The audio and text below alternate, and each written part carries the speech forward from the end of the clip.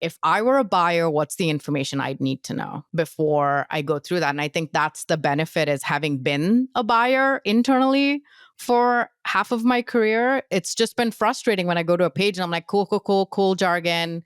Great. Thanks for the 250% ROI that everybody's selling. Where's the product information? Like, what's the thing that you're solving for me? What's the biggest thing you enable me to do? What is your starting price? What can I expect from the sales process?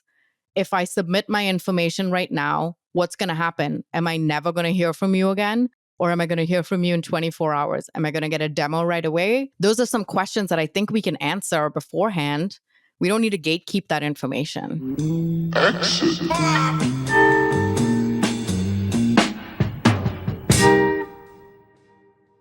Good to see you. You always tell me that this podcast blew up after your appearance. Yes, You're always, always in the comments saying something so completely absurd. I told you last time, the LinkedIn mullet. I'm very serious in my posts, very educational. Okay. And then comments are where it's at. It's a mullet. I'm just going ham. It's unbelievable. It seems to be a good strategy, though. See, but I do. The last couple of days, I've been very nice on your comments. So I've been great insight. You have. Thank you. That's more like it. That's because you're ChatGPT. You give ChatGPT to your assistant, and then they post comments on your behalf, right? I'm flattered that you think I have an assistant, but you know, who has time to have an assistant? That's what I want to. That's what I want to know. Yeah, who wants to spend their money on that? I would much rather spend my money on having an in-person event for all my LinkedIn friends to come hang out. No doubt. I feel like I don't even know if I could have a person. I could never have an assistant. It would be so weird and like make decisions, and I feel like I would be the worst. It would be impossible. And I'm always like, let me just do it myself. Let me just email her, you know? Exactly. I'm too type A control. This is why my kids have never learned to do anything. Cause I'm like, I'll just do it. It's just easier. Just let mommy do it. Well, that's your own issue that you're going to have to work through, not on this podcast, but yeah. Okay. Fine. You should I'll take it up with my therapist. Should get that. Yeah. You should get that looked at. Anyway. But 3-time podcast champ. Okay. Champ. Congratulations. Thank you. It's a secret competition I have in my head where I'm the only one competing. My favorite kinds, but here I am. I'm very excited. So interesting nugget about the podcast actually is so Hatch has been making these clips for us, and like everybody does clips as like a distribution strategy, right? But I was posting clips for the longest time, and they just nothing. They would get no engagement or no reactions. And then I was like, I'm not even like a big like LinkedIn algorithm nerd, but it was just so obvious. Like when I would post a clip, it'd be like 10 likes and 1 comment. And normally it's like hundreds of likes and dozens of comments. And I was like, what the heck is going on? Is it because I'm saying podcast and episode? And so the last 2 clips that I posted, I didn't mention that it was from the podcast. I didn't mention that it was a clip. I didn't say any of that. And both of them, the engagement was way, way up. And so it's just a weird little experiment that I'm doing that I thought you would find interesting. And so we're trying to grow the podcast through clips, but I was posting clips, but nothing was really working. And so instead, I'm actually writing like long, thoughtful things and then also including the clip, which is not like a groundbreaking strategy, but it was just so obvious that something was not working. So maybe we'll do a good clip from this episode and it'll actually reach some people. Yeah. And I'm always the first to comment because I'm also not an algo nerd, although how does that happen? How are you always the first to comment on my posts? Because I have notifications turned on like a good loyal friend. So I always get, and you post like twice a day, don't you? Too? Yeah, I post at 7. I post at 7:07 and 3:13. Yeah, I actually don't. 3:13. I just pick. No, I'm serious. I'm dead serious. I use a scheduler. And I pick 2 specific times to post. And I just like the consistency of it. And then I like picking more like human times. So if you post at 7, I figure everyone posts at 7 or the top of the hour. So yeah. But you're I do there 8. twice Yeah, a I'm day. there. So this is the other thing where people complain about the feed and everything, but I can't spend all my time scrolling through the feed because I have limited time. So have notifications set for people that I like and usually engage with.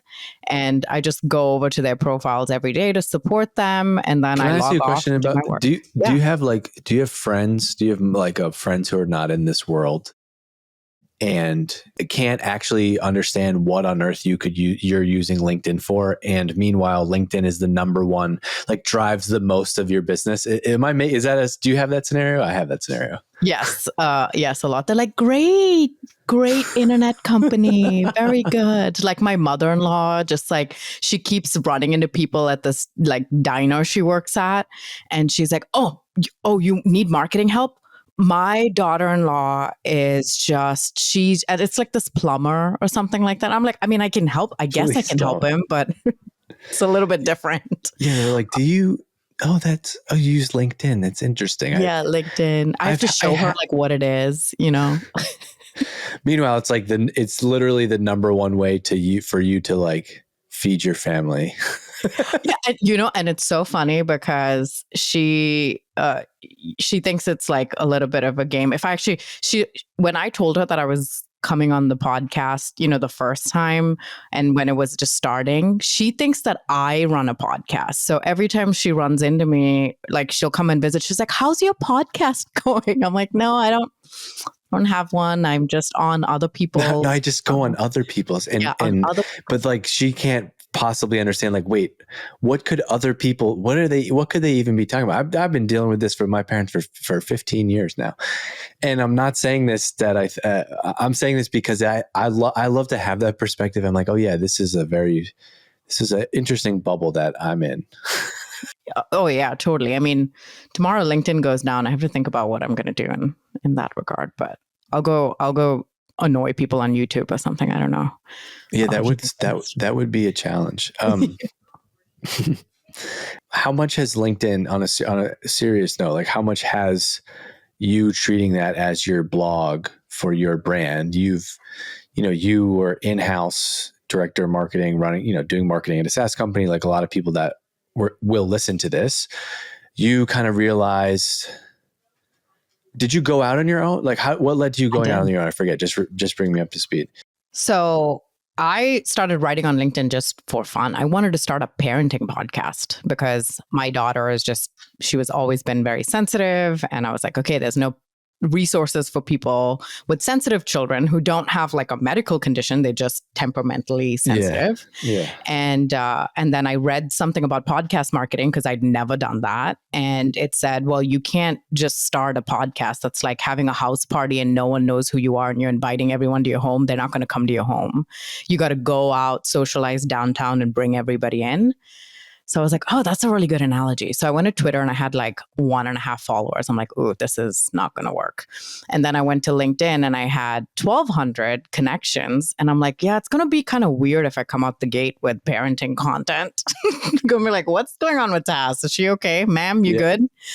Well, it's true. Like, I think that you can use it is a little bit tougher to come out of the gate with that, where like on LinkedIn, if you start more talking about marketing, that makes sense. And I started with more self-development. And then actually Anthony Pieri found me very early on. And his first message to me was like, what are you doing? Why are you posting about this? You have all this like marketing background. I'm like, I'm kind of burnt out. I just want to, it's more of a creative exercise. He's like, how could you not want to talk about marketing? It's the most interesting thing in the world. I'm like, is it though? I mean, there are other interesting things. And then I started talking about marketing and, some growth there. And then my company ended up doing layoffs. And so I was like, well, okay, the LinkedIn thing, people were already sending me messages asking if I wanted to consult and do other things. I'm like, well, okay, fine. Maybe this is a sign from the universe.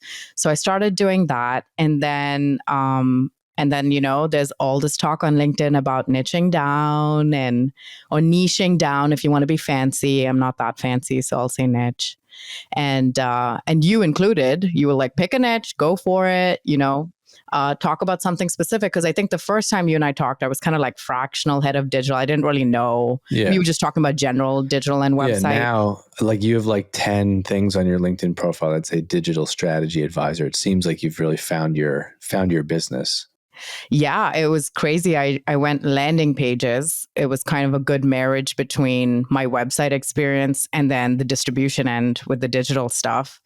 And it just kind of took off. Like the content got a lot more focused and tactical, and then people started sharing it. A lot of my growth came from there. And then I started just evolving the brand a little bit. And then people started tagging me in posts about landing pages and stuff. I'm like, oh, okay, I guess it's resonating. And now I have some very strong POVs on that, and people say it back to me. So I'm like, okay, that's another indication that it's working. And it's been kind of life-changing. I actually started writing a year this month. In a week, it'll be a year that I've been writing on LinkedIn. I just told someone if they told me a year ago I'd be here today, recording with Dave, have my own business, I'd be like, what are you smoking? Give me some of that. No, can I say that? No, on the spot? do you really? But no, I'll have some. Do you really, you really feel that way? So in your in your case, did it end up being a positive that you were laid off from this company? Do you think you would have gotten here on your own? Did this accelerate that? I'm curious to hear that side. I don't think I would have gotten here on my own. If I hadn't started writing on LinkedIn, it wouldn't have even been an option. I would have just, joined some other folks and just applied and eventually gotten another job in-house, which I don't have anything against, by the way. I mean, someone asked me just today if I would ever take an in-house role again. I'm like, I'm not burning that bridge. It's just like, this is what I'm doing now and it's fun. I've learned a lot. I'm refining a lot of the things that I already thought about or have never thought about in-house. And then if I do ever go in-house, I'll just be a much better marketer for it. So, well, what's cool is like you can actually have both this way. Like let's just say you have a bunch of clients. One of those companies is awesome and you actually love working on it, and then they reach out to you. Like it's not, that company could always reach out to you and say like, hey, should we do this more efficiently? And so you kind of get best of both. Yeah, that's already happening. I just had a client call like an hour before we started talking, and it was the same thing. It's like, they were like, well, would you ever consider? I'm like, I don't know. Maybe one day. I wanted to, the reason I brought all this stuff up is because I wanted people to hear from you. Like, I think when people think about like writing on LinkedIn or something, it often gets lumped into this like, digital personal branding niche. And like you just, or like that's what it has to be. It has to be like witty, pithy stuff. It has to be like to build your personal brand. And people always talk about that. But what you just told me is like, here's this woman who has a family, had a job, got laid off, what kind of had some ideas, started writing about them there, not posting memes, not doing silly stuff, not trying to be a growth, personal brand growth. Like that wasn't your motivation. And then you ended up getting inbound leads for a business that you could start. And so because you did that, you're like, because people get stuck when they want to leave a company and go work for themselves. The biggest thing is like, I just can't go without no income, or I don't want to do it. But when you start to get stuff coming in on LinkedIn, it's incredible. Like for me, even when I was working at Drift as a VP of marketing, there was like a period midway through my time there, halfway, where I just was burnt out. And I started to get messages from companies that wanted to hire me, companies that wanted to, hey, can I pick your brain? Could we hire you for an hour? Could you speak at our thing? And that was such an important moment for me, because it made me realize like, oh yeah, what I can do is not dependent on one company now. I could stand on my own if I wanted to. And so if I left tomorrow, I could have 3 consulting clients out of the gate. And that was like what the first thing that kind of put me onto this idea of entrepreneurship and starting my own thing. Right. Yeah.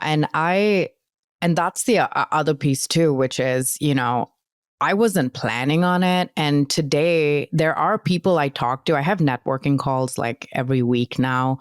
And I have a bad habit of saying yes to them, but that was me not too long ago. I was in-house and I was trying to figure things out and decide if it was the right move for my family too.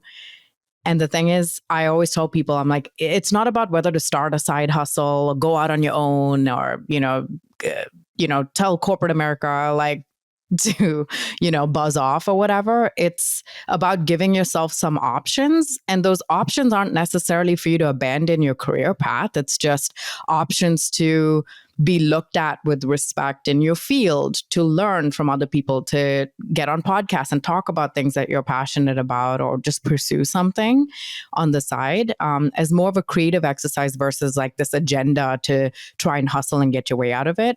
I also tell people, you have to be very practical how you approach this. I did it because, we were in the financial situation to afford for me to do that and take some risks that if it didn't work out for a little while, that we'd be okay. So I always tell people, don't make the jump before you're ready to make a jump, especially if you have family and things like that. You can't do that. It's not about you or just you. So you got to make sure that you have some ducks in a row before you do that. And then when you are ready, I've had that conversation with a few people. When you are ready, reach out to me. I'm happy to help you with things like all the things I learned to put a proper sales pitch together, how I talk to inbound leads, how I qualify companies that I talk to, how I handle my discovery process. I'll give you all that for free. Like, I don't care. I want everybody to win and be successful whenever you're ready, but you will decide at that point whether you're in a situation circumstantially that you can do this. And then there are people who have helped me get here faster. And it's like a Starbucks line, everyone's buying coffee for the ones behind them. And so I'm happy to buy coffee for you when you're, behind me in line. Whenever you're ready. Like, I'll buy you your caramel macchiato. I'll give you all the ingredients for the best drink. You just got to decide that you want to get in line. Okay. And when did you decide to niche further down? So you were like, you kind of were doing this fractional digital thing for a little bit. I think I saw recently that you were like, I'm niching down to paid, to landing PPC. pages for ads or something. Tell me about that. Tell me about those specific, how you whittled that down to focus on something specific. So when I did the fractional digital and website thing, I was still doing the networking calls, which I always tell people, do them, because you will get golden nuggets from people who just want to meet you and just want to help. And not to bring up Anthony again, but he's the one that yells at me the most. But Anthony and I had a networking call finally in person, just like we were just hanging out. He's like in a Panera or something. I don't know where he was, just mouthful of food talking to me. And he's like, I said, hey, how are you? How's it going? He's like, what are you even doing now? What are you even doing? And I'm like, what do you mean? And he's like, let me go to your website. I'm like, don't go to my website. He's like, aren't you the website person? I'm like, don't go to my website. I'm like, just ignore the website.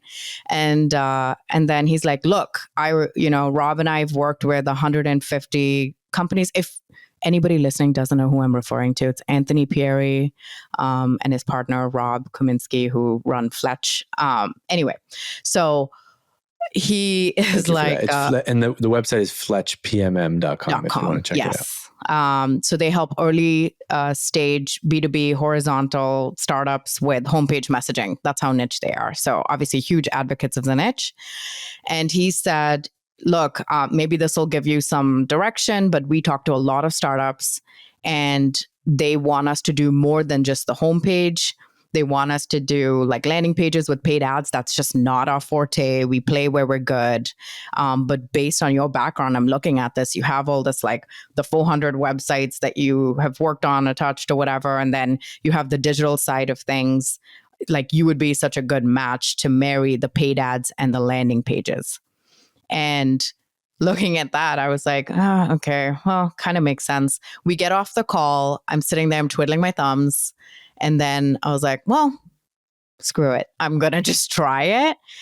It's not a marriage decision. Let's see what happens. And I changed my entire website, my entire LinkedIn, everything that night. The next morning, Dave, I got 2 messages in my inbox that screenshotted my tagline, my new tagline that said paid ads landing page strategy for growth stage B2B SaaS, and said, what's this about?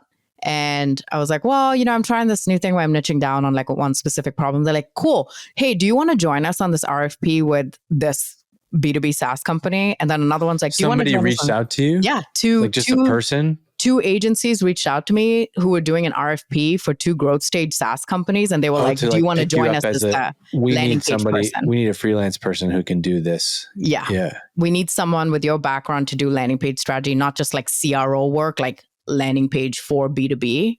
And so that was like my first couple. And then it's kind of snowballed since then. And do you learn, like, do you get better from the more that, like, if you go down in a niche like this, I kind of feel like as somebody with like a knowledge business like this, right? It's tough to be like a B2B marketing consultant because it's so broad. There's so many skills. And I did a little bit of consulting and I struggled with this. And I think I think I could help in too many ways versus if I just package one thing up specifically. And so also, doesn't this help you? Because now you can go super deep on a topic and like really know this thing inside and out, where it's impossible to know every SaaS tool, how everything works. Like you can just really zero in on this. Has that been a part of it? Yeah, it's kind of crazy because my first couple of engagements just that came from my network, and it was more like advising on digital and website. We'd get on calls and be like, well, what do you need my help with this month? And then it would range from like a campaign brief to go audit this resource center to like, can you review this?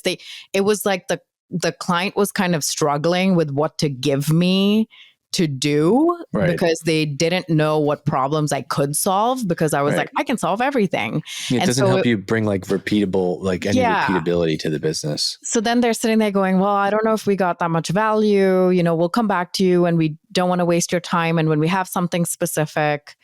And now even the discovery processes, like we get on the calls and even just talking about the problem, they come to me and they're like, okay, so you're dealing with landing pages. Here's our problem with our landing pages. We talk about it. I walk them through my process, and it's like, typically 1 or 2 calls and a follow-up email. And it's like, all right, cool. Yes or no, let's go, which is great. And then I immediately know what I'm supposed to do when they ask me, what's the process? What do we do after we sign the contract? I'm like, here's kickoff. Here's the next step. I'm able to like give them the full-fledged deliverables that come from the engagement. And they're like, oh, and it opens the door, right? Because so now a couple of them are like, okay, after this is over, can we continue working together? Like, what else can you do? So they've had that good dopamine hit experience, but that doesn't mean that's the only thing you can do or you have to do. Let's go into the specifics of this topic now. Paid ads landing page strategy. Tell me, let's teach people in the next 20 minutes of this podcast how to get smarter and how to get better. Okay. So first of all, we're just talking about landing. If we break this down in the simplest terms, it says landing pages that you are driving paid traffic to for your business. Yes. So definitely important to level set that these are not pages that are in your navigation on your main website.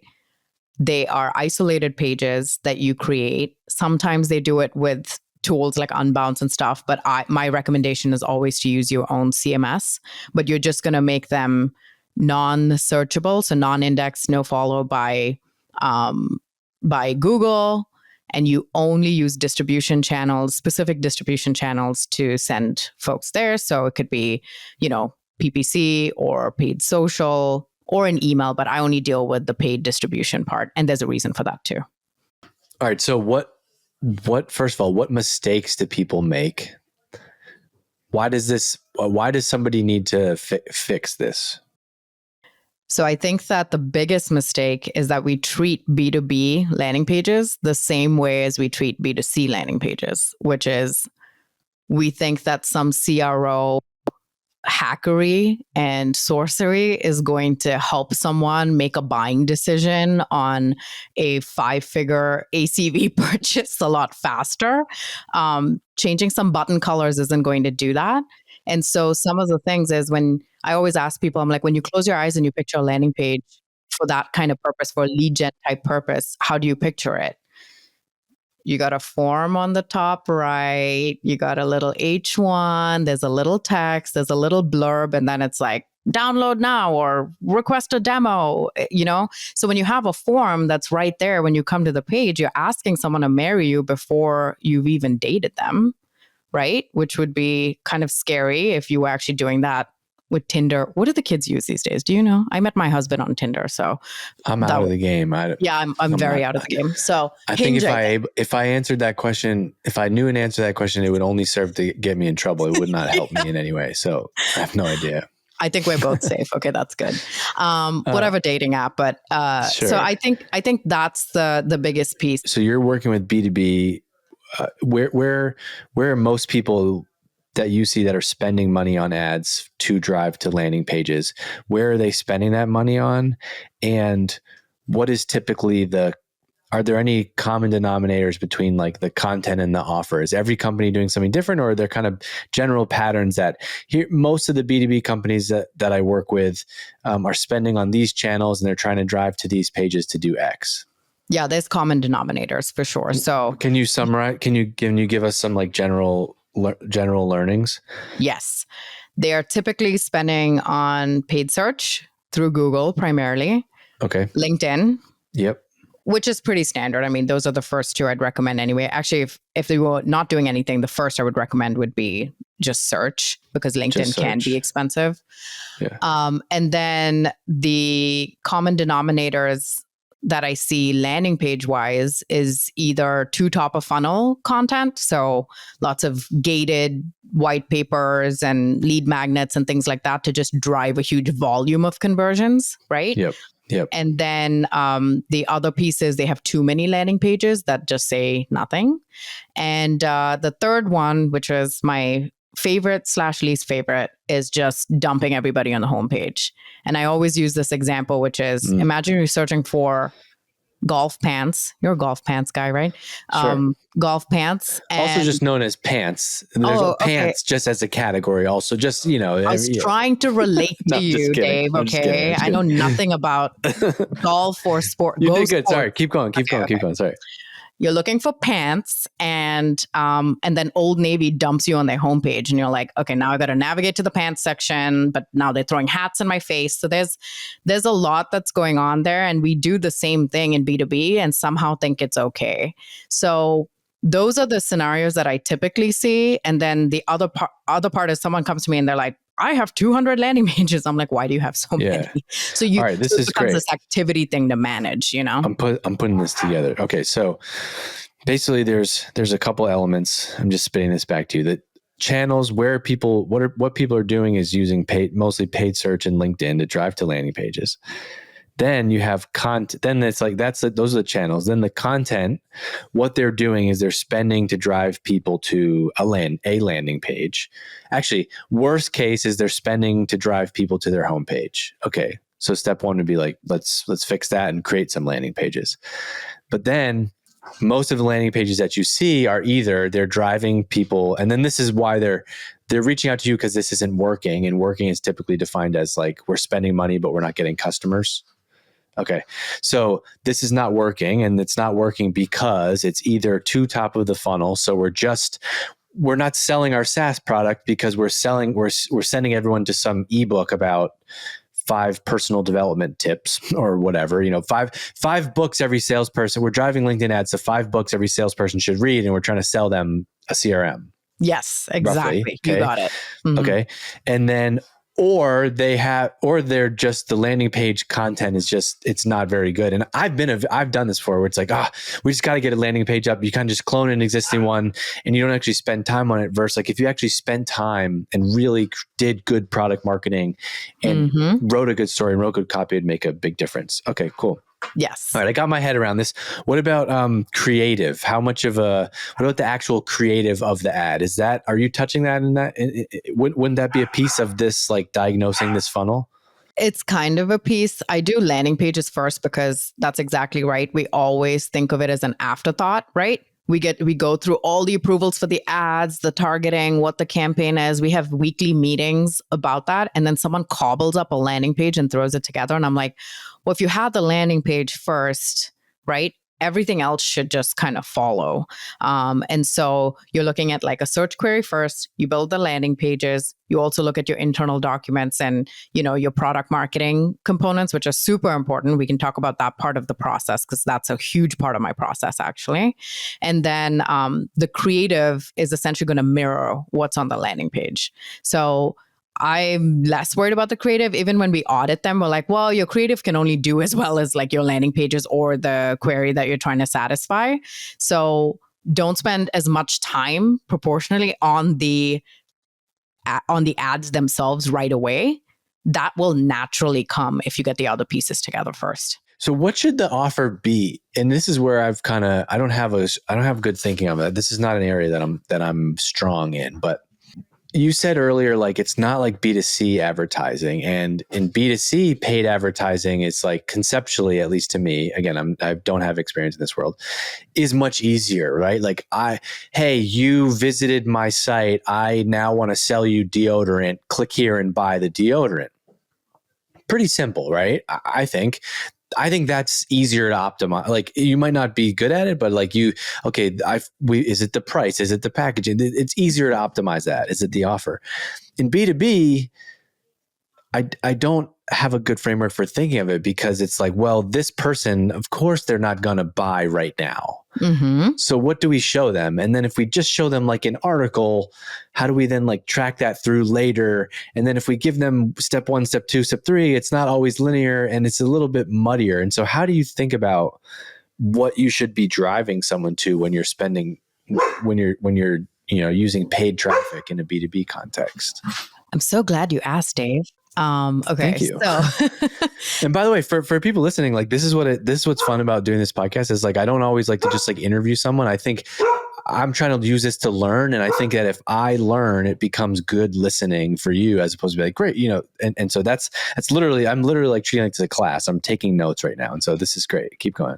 Okay. Amazing. I wish we should do like a screen share thing sometime because I have so many visuals to go with this at some point. Let's do it. I'm sure you'll remind me in the comments for the next 6 months. I will remind you in front of 150,000 of your followers that you need to have me on. That's how I get Dave to do things. I just call him out in his comments. Sure. I was going to make a note. I was literally going to make a note to like, I'll follow up with Tas. And I was like, actually, no, she will let me forget.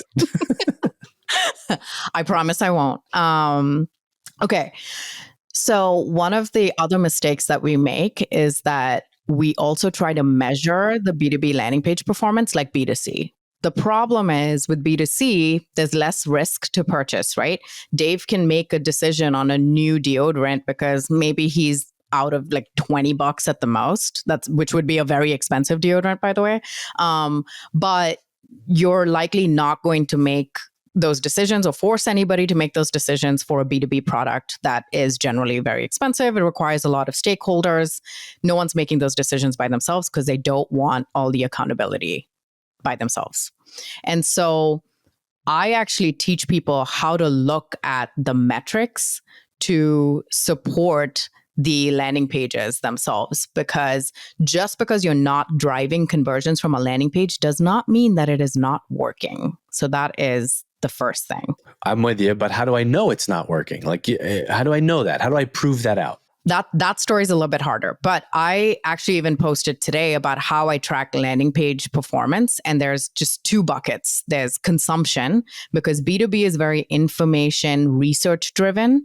So how many times, and maybe, I don't know, Dave, maybe it's been a while for you, but with me being more like mid-management at SaaS companies, my boss would just say, hey, we need a new translator tool, like translator software. Can you just go like look at a few options? Okay, so here I am.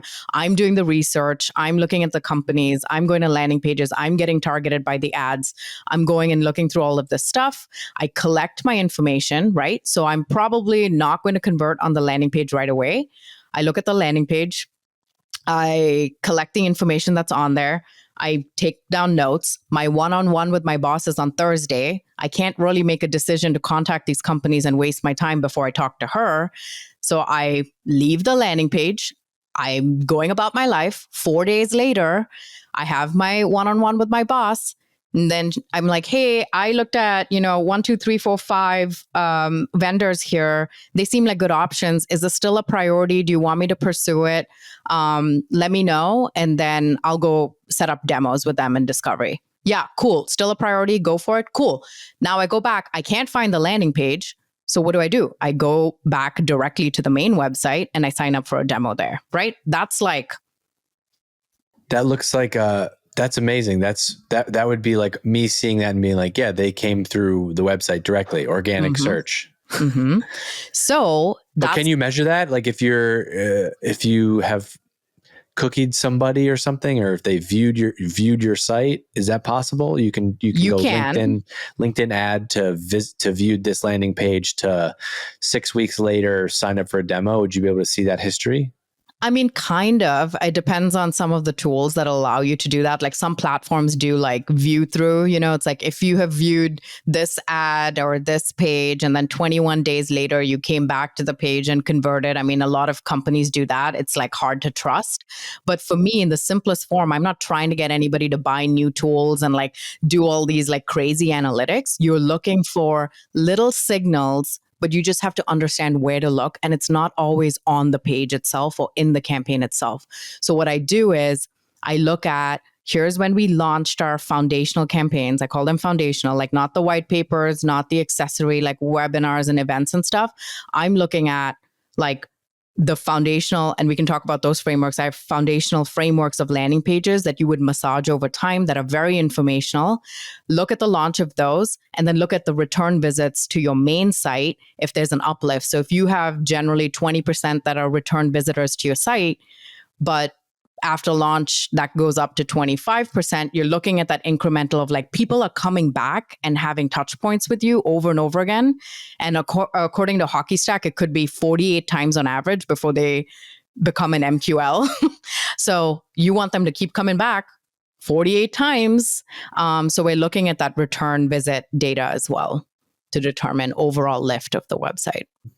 Would you do anything gated? Like, does that matter? Are you if you're able to track like view through? Why would you ever want to try to send somebody through a form? I'm just curious to see how you use each. And I don't know. This is not my area, so I'm literally just straight up asking. I want to know, like, because everybody still wants to be like, well, we want to send them to this offer, so we can know that they really came in. But is that always the best thing to do? Does that convert the best? Is that the best experience? I don't know. No. So my process, because I have to get up to speed on the product very quickly, right? I don't have hours and weeks to give to onboarding internally, which, to be honest, I don't know how many people actually did. I won't call everybody out though. It's fine. But I created this thing called a buyer's journey canvas to help me understand the market, the ICP's gaps in the market that your product is supposedly going to fill. What are their current approaches in the market? How do they actually fulfill this? Like, you don't exist as a company. How are they doing this today? Who are the competitors in the market? And then using actually Fletch, who was very kind to give me their value prop canvas to help me understand products. It's not me helping companies with positioning. I don't do that because I work with growth stage SaaS. You should probably already have that stuff figured out. If not, do go to the Fletch guys. But I use that to understand the product and then extract the value props out of that so I understand what that is and then understand their social proof. I go source them from other websites, not the ones that they just give me. I go get them from other sites and I see what people on Reddit say about them because Reddit will be brutally honest. And then understand what the ask is. That's the biggest thing. So the ask, I don't really mess with the white papers and lead magnets and stuff, Dave. Like, I'm just like, you guys got that covered. Go for it. You want to do your volume of leads, light the dashboards up with hope, go for it. I'm working on those foundational kind of like problem aware group, the like 6, 7, maybe 10 landing pages that you have to just keep evergreen, ongoing forever and ever after I'm long gone from your life. And you're just massaging that over and over again based on the data every time. So there's not like a end point in your head. You're never going to turn it off because your value props are likely not going to change often. The problems of the ICP aren't going to change often or you wouldn't exist, right? And so you're still going to keep those on, but looking for signals of like overall lift, not just conversions on page. And so that ask is either like a free trial or scheduling a call. So my offers are always the same, and they may not take me up on the offer on the page. I would love if they did that, but that's not what they do. But I look at how they're consuming the information on the page. Are they reading all the information? What block are they sitting on the most? Are they interacting with this block? Are value props sitting on a 3-tab block? They're not clicking the other 2 tabs. So let's change the layout of this page. Is this message resonating? Are they calling it something else? So those are the things that we're testing over time. And then that can help actually inform your main website, because you're like, hey, I ran 2,000 sessions to this landing page that had a value prop on it, but we rephrased it like this, and it actually like helped drive engagement up. We should put that on the main product page, right? So just things like that, where it anchors to like this larger value of like landing pages just being like campaign destinations. What else have I not asked about? Yeah, because you're going, so keep going. You want me to keep going? Okay. Well, you're in like you're in teaching mode, and this is good. This is good for this podcast. So teach us. Yeah, I love that too. So please, if anybody has questions, just ask me. I also talk a lot about it in general. But yeah, I just think it's looking for the metrics the right way. And I think it's very flawed to sit here and do channel by channel marketing and ROI. I know that's a much harder sell internally. I've been there. So it's easy for me to sit on my high horse outside and be like, don't measure based on a single channel. But I do think that things like paid help lift other channels up, just like you talk about social, right? Like it takes a while to see some traction when a founder is posting on LinkedIn, but likely a source of a lot of leads and inbound that's coming in. It's the same thing. It's that surrounding and being able to answer a question versus selling. So April Dunford style, be a guide, not a seller. That's exactly the framework of the landing pages, is like not trying to oversell them on a conversion. I'm trying to give them the information in order for them to say, this guy gets it. I want to put them on the short list for evaluation. That's my goal. All right. So let's say somebody works like, forget the fact that you do this as a business, but like, let's say you're inside of a company and this is what you do. Okay. We want to make a bunch of changes with paid ads, with our landing pages. By the way, why do they call paid ads? Why isn't it just ads? Drop the paid. This is your moment. This is like, we need to make this a clip for you. Drop You're the right. paid. It's just ads. What is paid ads? You're right. I don't know. Do they think that we're going to be talking about like all other ads, like TV ads? It's not just you. This is not, everyone says this, paid ads, paid advertising. Which, is there free is there a, like, imagine my thing was like, I'm the free advertising consultant. That'd be sick, actually. Yeah. That's a nice little niche. Like, oh, what do you do? I do free ad. I built also a business known as influencer marketing, except it's not free. Yeah, PR. Yeah, so drop the paid. Let's drop the paid. Please, if you're listening, let's make this an industry-wide thing right now. If you're listening to this podcast, if you are one of the 5,000 people that will listen to this in the next 30 days, do me a favor. Stop calling it paid ads. Life is too short. Lose the paid. Let's just call it ads. All right. Or digital ads, if you want to be specific about what type of ads we're talking about. I would be okay with digital ads. Okay. That lets people know that you're not going to do their billboards, right? Yes, exactly. So digital ads. Okay, I'm down with that. Yeah. Digital. All right. Anyway, that's a rant over. But how do you know if this is working? You identify I hire you. You're helping me with my business. You're helping us drive traffic with Exit 5. We're going to drive traffic from paid search and LinkedIn. We got these landing pages. How do we know that they're working? Is it how many more customers did we get from that ad spend over the course of time? How do you measure this? I mean, if I could answer that question very, very well, I'd be also very, very rich, which is probably where the hockey stick guys are going, right? And with that, if you were selling B2C, is it just because this is B2B? Like if you were Hydro Flask selling water bottles, would the answer be more clear? Yes. 100%, because the path is right there.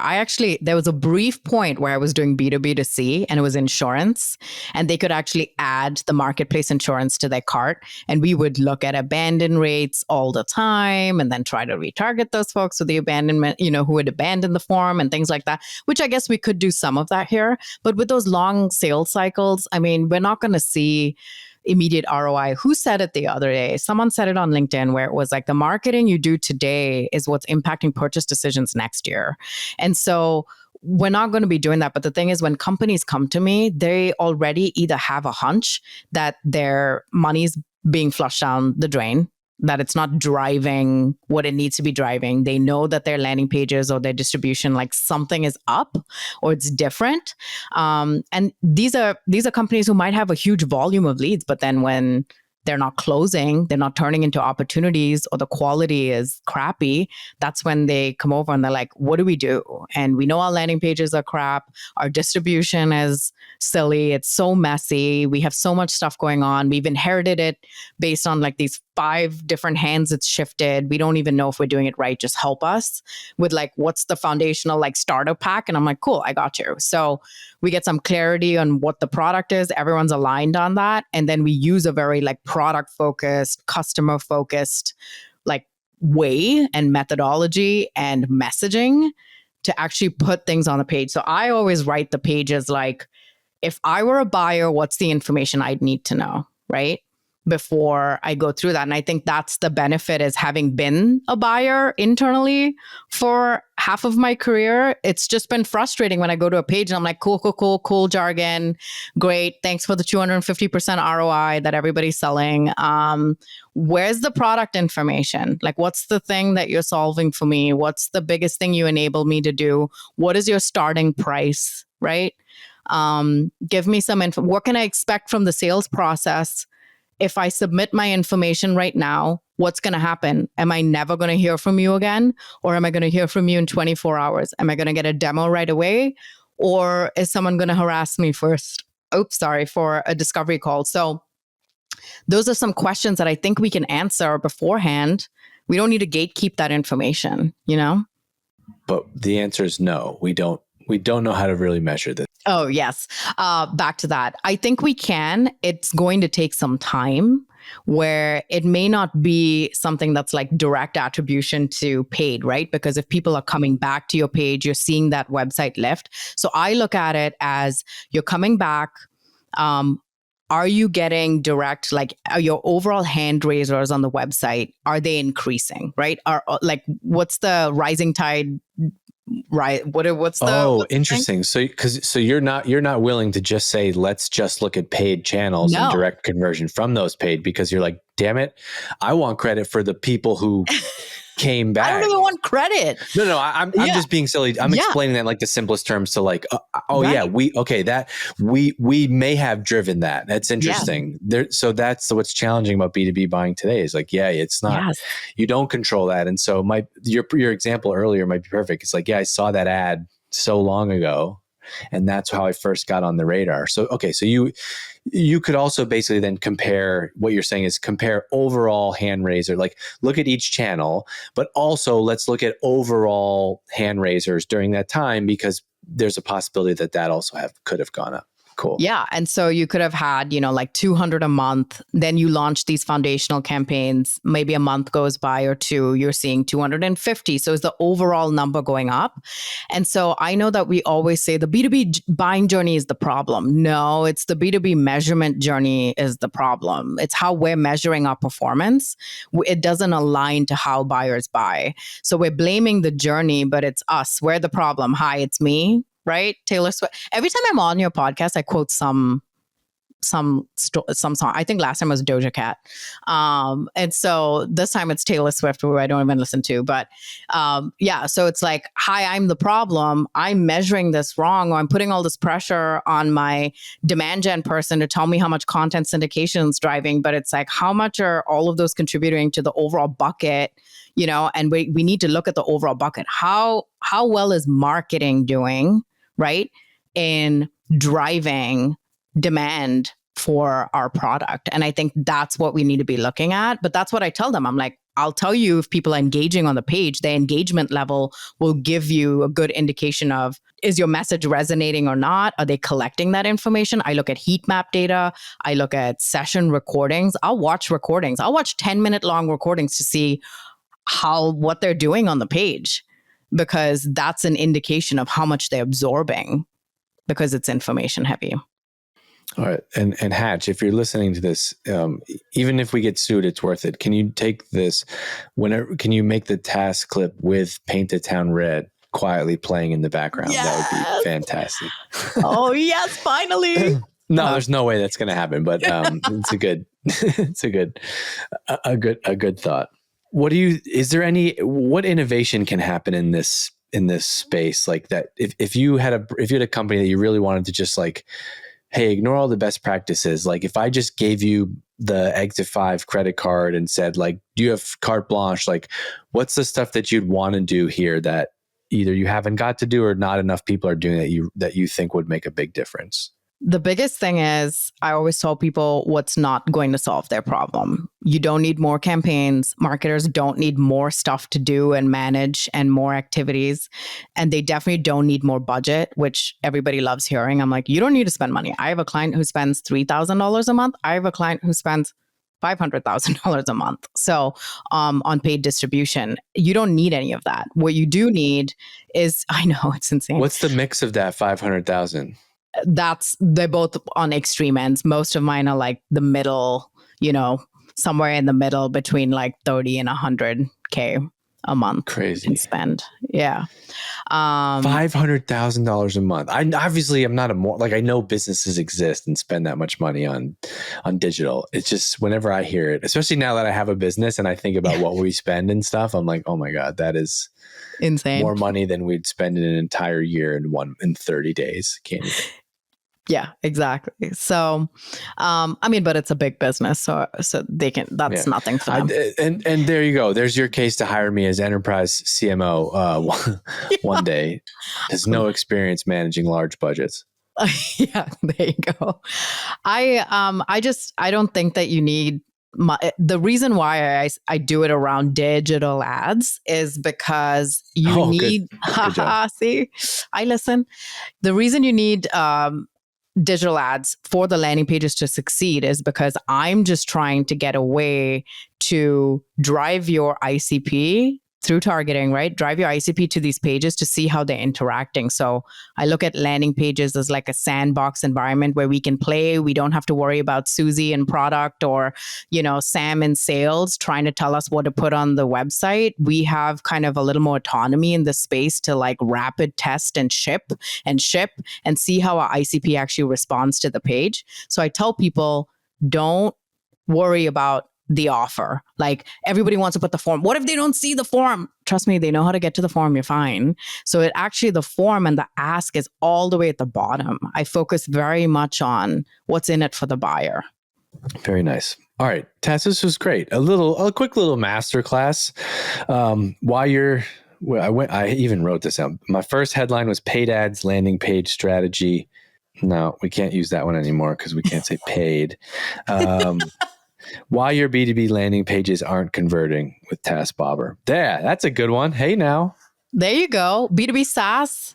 Is it better with it's not just B2B because Listen, ma'am, you come on the show. Now you're telling me the specific keywords you want in the headlines. You can optimize it's not because business. It's not because of the keywords. It's because B2B can be professional services, and I'm honestly at a loss at how to help them. So that's why I say SaaS. No, you're right. It is very product led. Most of what we cover with Exit 5 is SaaS. Yeah. Although every now and then someone will be like, I wish you had more content about B2B non-SaaS. And so that is an interesting topic, but very all hard. right, Tas, good to see you. I will talk to you. I'll see you in the comments. Go and follow Tas. You'll see her on LinkedIn. Send her a message, connect with her, tell her that you thought this episode was helpful. And if you haven't already, please subscribe to this podcast. I know a lot of you listen, but haven't actually hit subscribe or follow. And this is my business. It's we're doing something really cool here, and I'm really bullish about what we're building with Exit 5. And so Tas, it's people like you that come on and hang out that make this a lot of fun to do. I'm happy to have you back, and I'll see you soon. Okay. Okay. See ya. All right.